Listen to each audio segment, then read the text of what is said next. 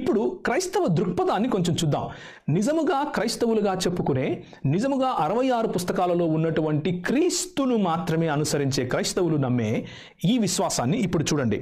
మొట్టమొదటిది, క్రీస్తు బల్ల యొక్క విషయాన్ని మనం గమనిద్దాం. క్రీస్తు బల్ల ఎందుకు పెట్టారు? క్రీస్తు బల్ల వలన మనకు రక్షణ కలుగుతుంది అని యేసు ప్రభువు చెప్పాడా అన్న విషయాన్ని మనం చూద్దాం.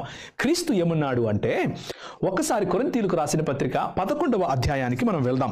మొదటి కొరింథీయులకు రాసిన పత్రిక 11వ అధ్యాయం.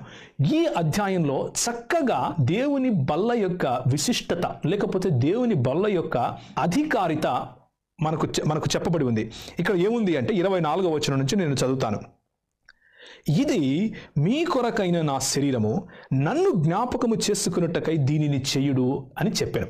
అంటే మొట్టమొదటిగా ఎందుకు దేవుని బల్లను మనకు ఏర్పరచారు అంటే ఆయనను జ్ఞాపకం చేసుకోవాలి.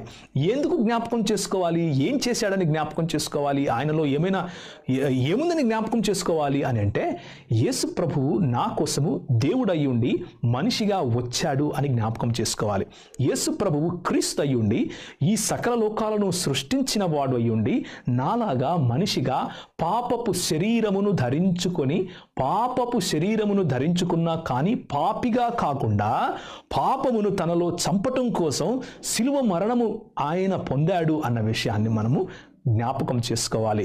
నేను చావవలసిన ప్రదేశంలో యేసు ప్రభువు చనిపోయాడు, ఒకేసారి ఆయన నా కొరకు రక్షణను సంపూర్ణం చేశాడు అని మనము జ్ఞాపకం చేసుకోవాలి. ఆ తరువాత ఏమంటున్నాడు అంటే, ఆ ప్రకారమే భోజనమైన పిమ్మట ఆయన పాత్రను ఎత్తుకొని, ఈ పాత్ర నా రక్తము వలననైన క్రొత్త నిబంధన, మీరు దీనిలోనది త్రాగునప్పుడెల్లా నన్ను జ్ఞాపకము చేసుకున్నట్టుకై దీనిని చేయుడు అని చెప్పాడు. శరీరములోను రక్తములోను ఒకే మాట చెబుతున్నాడు. ఏమిటి అంటే, జ్ఞాపకం చేసుకోండి, నా ప్రేమను జ్ఞాపకం చేసుకోండి, నేను ఇచ్చిన ఉదాహరణను జ్ఞాపకం చేసుకోండి, నేను జీవించిన జీవన శైలిని జ్ఞాపకం చేసుకోండి, నేను మరణించిన పద్ధతిని జ్ఞాపకం చేసుకోండి, నాలాగా మీరు సిలువనెత్తుకొని నడవాలి అన్న విషయాన్ని జ్ఞాపకం చేసుకోండి. నేను కేవలం మిమ్మల్ని సిలువనెత్తుకొని నడవమని మాత్రమే అడగటం లేదు, కానీ పౌలు భక్తుడు చెబుతున్నట్లుగా ఆయన మరణ పునరుత్థానాలలో మనము పాలిభాగస్థులము అవ్వాలి అని ప్రభువు పిలుస్తున్నాడు. బాప్తిస్మము అనేటటువంటి ప్రక్రియ ద్వారా లోకానికి చనిపోయి దేవుని కొరకు జీవించాలి అనే విషయాన్ని జ్ఞాపకం చేసుకోమని చెబుతున్నాడు. ఆయన నేర్పించినటువంటి విశ్వాస సూత్రాలను జ్ఞాపకం చేసుకోమని చెబుతున్నాడు. అంత మాత్రమే కాదు, ఏమని చెబుతున్నాడు అంటే, ఒకసారి చూడండి.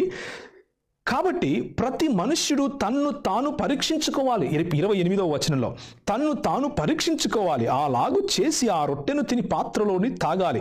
ప్రభువు శరీరమని వివేచింపక తిని త్రాగువాడు